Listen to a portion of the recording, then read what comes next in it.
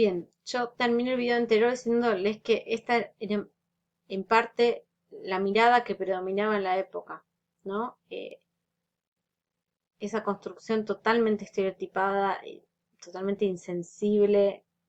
eh, Sin embargo, a pesar de eso, había sectores de la sociedad, y esto hay que mencionarlo, que reclamaban y estaban en contra de lo que estaba ocurriendo. Más allá de esos sectores que denunciaban este tipo de actos, lo cierto es que estos actos ocurrían de una manera legitimada por un orden político y que nos habla justamente de esa mirada construida hacia los otros culturales. Y esta mirada de salvajismo, de barbarie, esta mirada que plantea al otro como más semejante a los animales, como alguien, o como alguien incapaz, o que destaca su fealdad, o que en vez de llorar hace chillidos, en contra de un discurso que está planteando a una Argentina como la tierra prometida, que necesita ser poblada por, por gente civilizada para avanzar con el progreso, es el discurso construido, es la desmemoria construida, es la desmemoria enseñada, es esa historia ficcionada de las que habla Balco y de las que comenzamos a hablar en la clase de hoy. Continuamos. Siglo XX. ¿Qué parte de estos aspectos se continúan reproduciendo o cambian en el siglo XX? Y uno de los íconos de las caricaturas creadas en el siglo XX es la de Paturuzú y Paturucito, este indio que, lejos de ser presentado con la imagen de violento, es como una persona alegre, ¿sí? Carismática, valiente.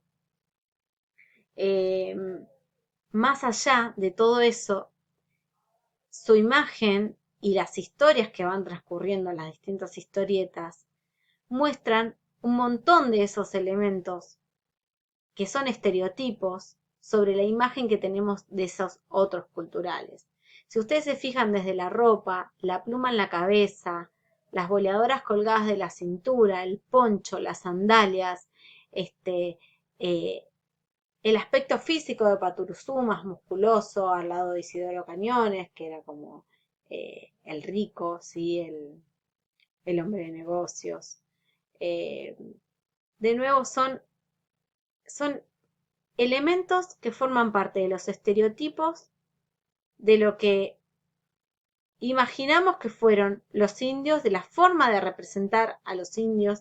Y si vemos esta otra imagen que puse acá, que la saqué de internet, que es el clásico dibujo de una manualidad de la escuela o del jardín, de cómo representar a indiecitos, de nuevo, la imagen de la vincha y la pluma en la cabeza, que en realidad son imágenes que están sobre todo tomados de sociedades nativas de Norteamérica, las vinchas con los grandes tocados de pluma, ¿no? Esto no fue universal, ¿no? Todos los caciques o las sociedades nativas no se ponían vincha y pluma en la cabeza, pero digamos, estos elementos pasan a ser íconos de una identidad, de una representación que se le impone a estos otros culturales. Más allá de esta imagen más simpática que se presenta en el caso de Paturuzú y Paturucito, porque el cacique es alegre y es valiente y es amigo de Isidoro Cañones y bueno, todas esas cuestiones,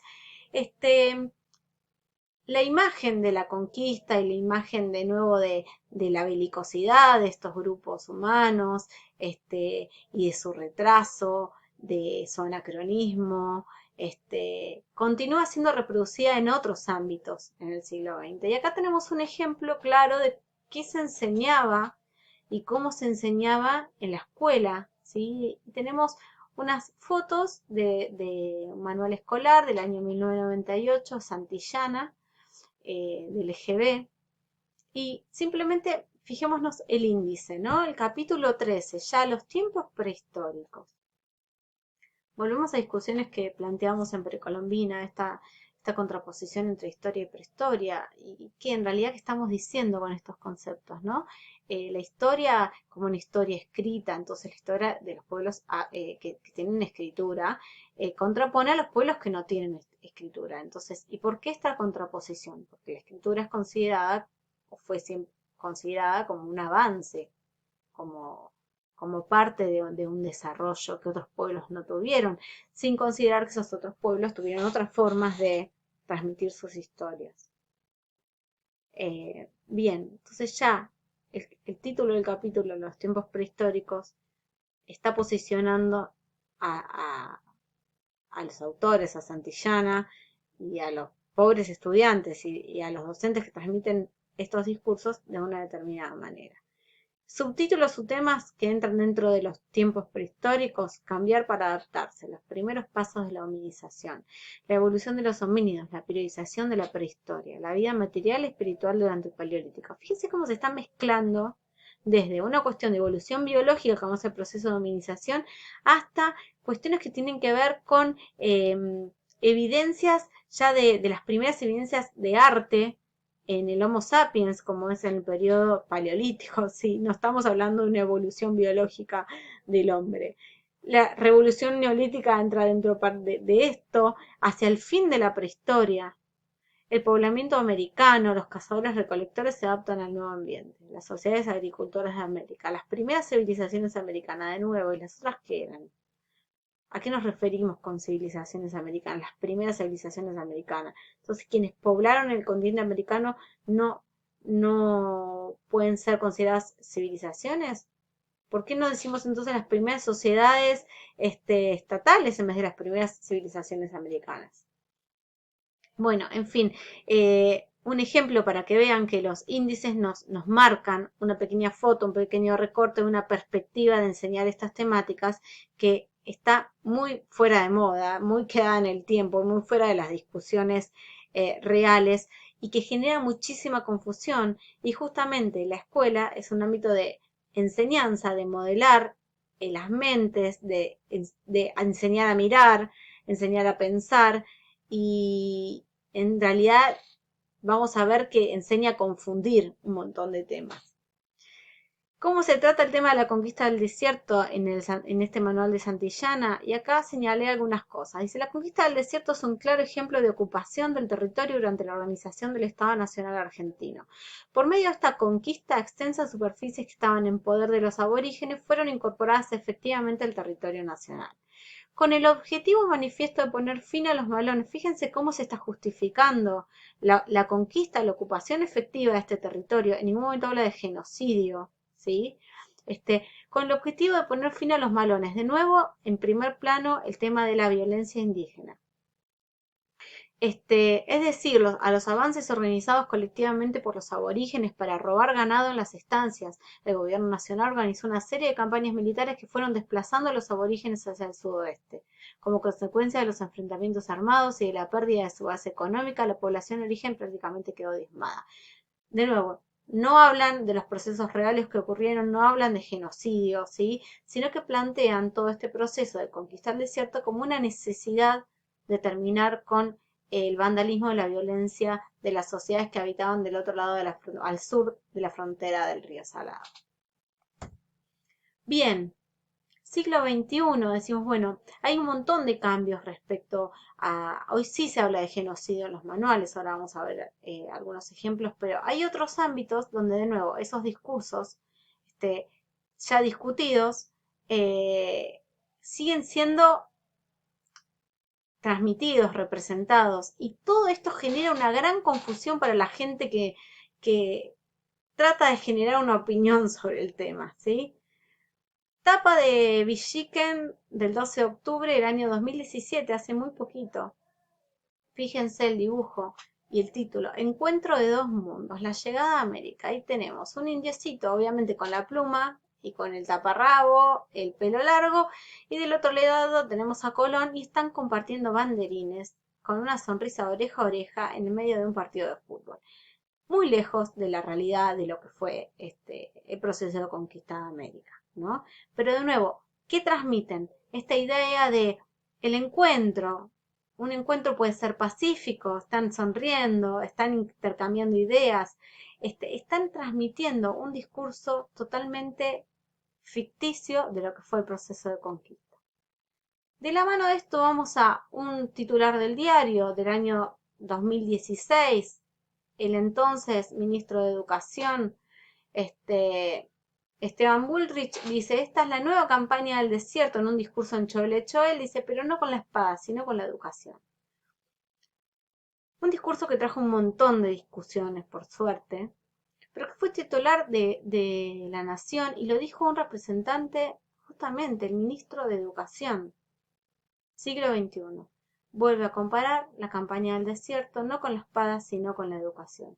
Vuelve a considerar que esos pueblos que habitan la Patagonia necesitan ser orientados de una manera, acompañados en un progreso, en un acto educativo, esta vez no con la espada, sino llevar el progreso a través de la educación. Podríamos estar horas discutiendo este titular. Seguimos con otros titulares, también del año 2017.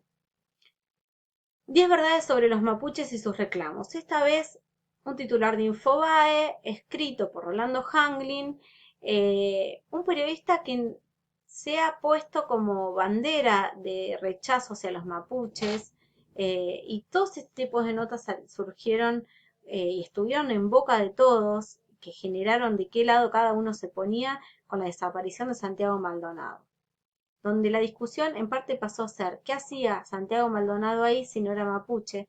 Y la discusión no pasaba a ser ¿qué es lo que están reclamando los mapuches? ¿Por qué los están reprimiendo? Fíjense cómo las preguntas orientan miradas que son construidas y son dirigidas a través de los medios de comunicación, de los medios de enseñanza, etc.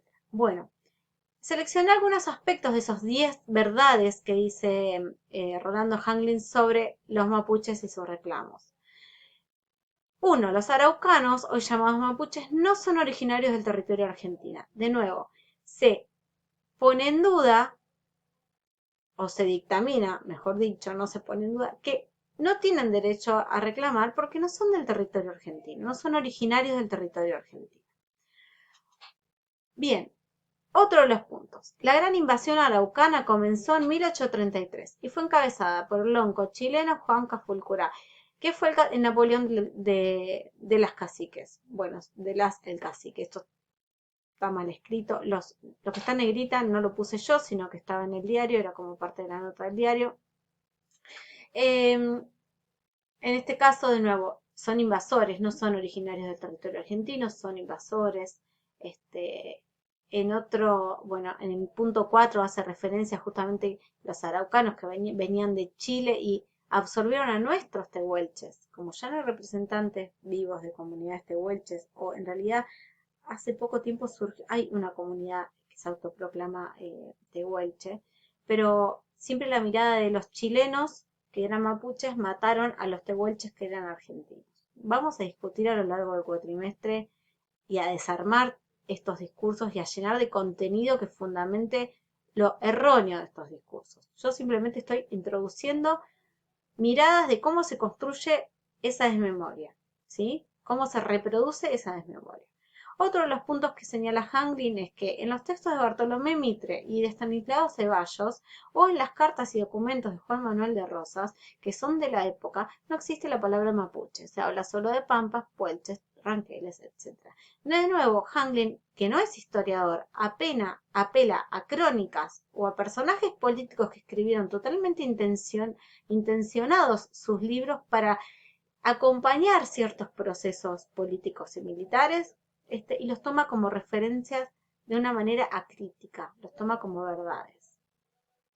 Y bueno, termina Facundo Jones Wallace es blanco. La mirada racial, ¿sí? La piel como estigma. No sos marrón, no sos mapuche. Pero además, si fueras marrón igual y sos mapuche, en realidad sos chileno. ¿Por qué? Porque las crónicas o los libros de Estanislao Ceballos, Juan Manuel de Rosas o Bartolomé Mitre dicen que no mencionan los mapuches o dicen que eran chilenos. Fíjense cómo todos estos elementos generan confusión y ayudan totalmente a legitimar y a construir y a reproducir un discurso totalmente desmemoriado.